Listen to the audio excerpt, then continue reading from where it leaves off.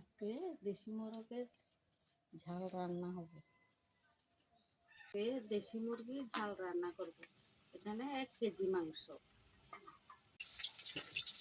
লবণ দিয়ে দিলাম 2 চামচ, জিরা 1 চামচ, ধনিয়া দিয়ে দিলাম, শুকনো লঙ্কা দিয়ে দিলাম 1 চামচ, হলুদ দিয়ে দিলাম 1 চামচ,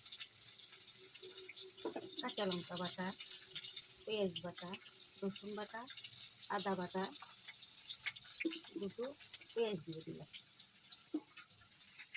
সরিষার তেল দিয়ে মেখে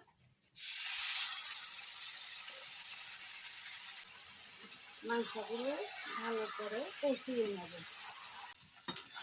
তেল ছেড়েছে, এবার আলু আর টমেটোগুলো দিয়ে জল দিয়ে দেবো। জল দিয়ে দিলাম।